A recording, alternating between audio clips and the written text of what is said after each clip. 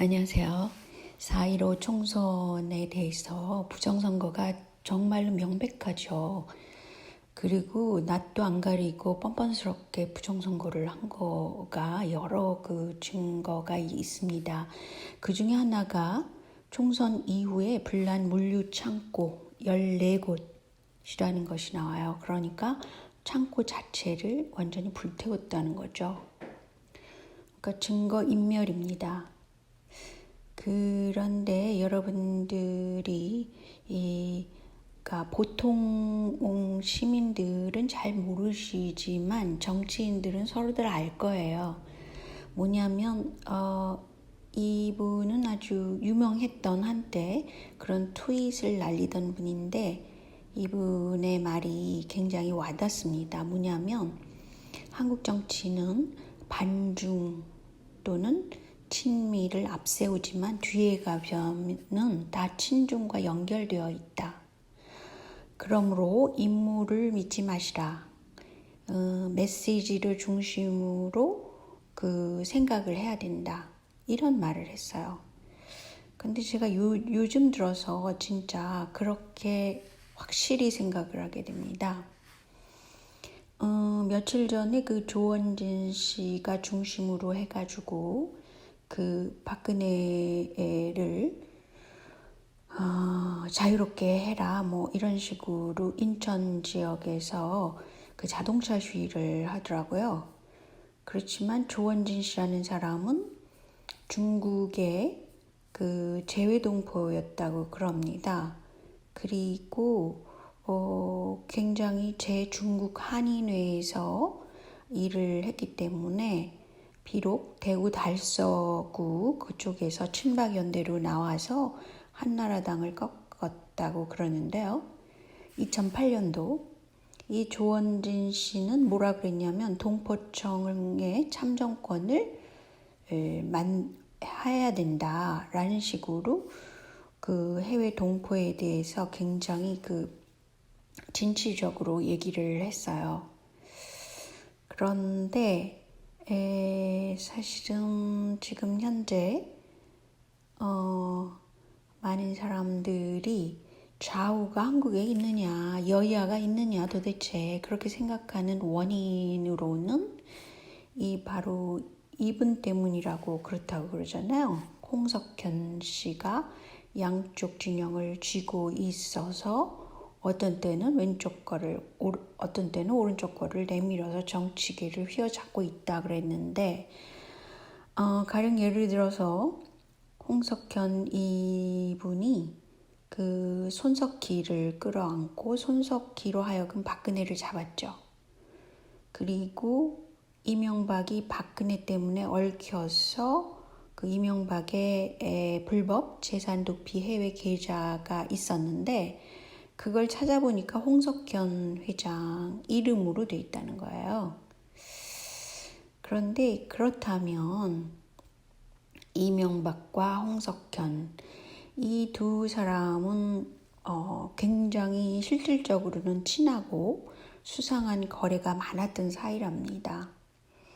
가령 예를 들어서 2007년도 9월 10일 날 J 글로벌 포럼 그러니까 둘 다 어떤 사람이냐 글로벌라이징 세계화를 위해서 일하는 사람이었다.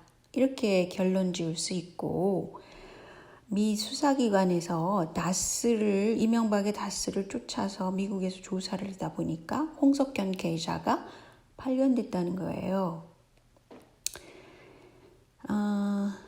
그런데 이제 더 구체적인 것을 보자면요. 2012년도에 한국 언론에서도 보도된 땅 거래라는 것이 있었는데 이것은 이명박과 홍석현 사이의 거래였다고 그럽니다. 대지가 있었고 통이동 땅이 있었고 뭐 그런 것들 있었는데 이게 삼청동 땅하고 집 그런 거를 40억 원에 낙찰받은 그런 일이 있었다고 그래요. 그러니까 홍석현과 이명박은 상당히 절친이었다는 것이죠. 그리고 이런 것은 X파일, 삼성 X파일 때도 나타납니다. 삼성 X파일이라는 것은 2005년도에 일어났는데 그 이학수 전 삼성 부회장과 홍석현 사이에 그 서로 주고받은 메시지를 보니까요. 그것이 이제 고스란히 드러난 것이 삼성 X파일이었잖아요. 2005년도에.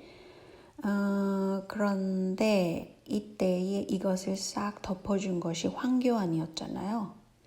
황교안이 이학수와 홍석현을 증거가 없다, 뇌물 혐의의 증거가 없다 그래가지고 홍석현을 모두 불기소 처분하게 되는 것입니다. 그러니까 황교안까지도 얽혀 있는 거예요, 이것이. 근데 뭐 한국은 삼성이 주도해서 이끌어 나가는 정치판이라고 볼 수 있죠. 그래서 누구도 믿지 마라, 뭐 이런 거죠. 근데 이명박 시절에 보면은요, 뭘 이명박이 주장을 했냐면요, 외국인도 공무원이 되게 하겠다. 2008년도입니다. 그러니까 외국인이라는 건 여기서 중국인도 포함되는 겁니다. 2008년도에 이런 말을 했어요. 이명박이 얼마나 세계화 세력인지 알 수 있죠. 그리고 2012년도에는 그 투자 이민 제도를 막 활성화시킨 것도 이명박이라고 그럽니다. 즉 국내에서 부동산을 최소 5억 원 이상 투자한 외국인에게는 뭐 국내 거주 자격을 준다. 5년이 지나면 영주권 신청을 하게 한다. 뭐 기타 등등. 그래서 이것이 현재 와서 뭐 동계올림픽 이후에 여러 지역이 이게 또 중국인이 그 투자 이민을 할 수 있는 기회를 주게 된 거고, 또 제주도뿐 아니라 새만금도 이런 투자 이민 제도 적용하는 게 이제 나중에 문제가 된다는 거죠. 그러니까 이명박이야말로 상당히 그 세계화 세력이라는 것이죠. 뭐 박근혜세는 조원진을 보면 알 수 있고요. 또 같은 그 보수세라 하더라도 다 글로벌화 하자는 세력이라는 것입니다. 그러니까 한국에서 진짜 참 보수세가 없다. 그것은 그 불씨가 홍석현이 갖고 있는 거라고 볼 수 있습니다. 근데 홍석현의 여시제에는 이 나경원도 들어있잖아요. 그런데 이 나경원은 박근혜 대통령이 이제 중국에서 열린 그 항일 승전 70주년 전승절이라고 그러는데, 이때에 박근혜를 참석시키느냐 말아야 되느냐 이런 것에 대해서 참석해야 된다라고 얘기를 했다고 그럽니다. 뭐 그것도 하나의 예라는 거죠. 그러면 이명박계인 홍준표의 발언을 보면 2017년 4월에 중국은 대국이고 한국은 소국이다라고 발언을 또한 자유한국당 대선 후보로서 했다고 합니다.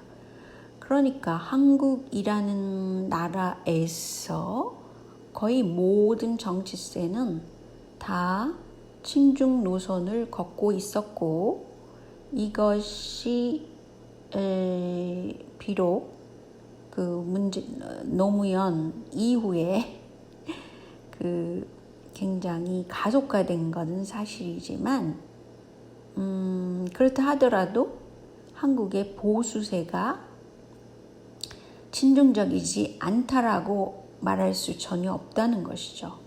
특히 홍석현의 경우는 아주 친중적이죠.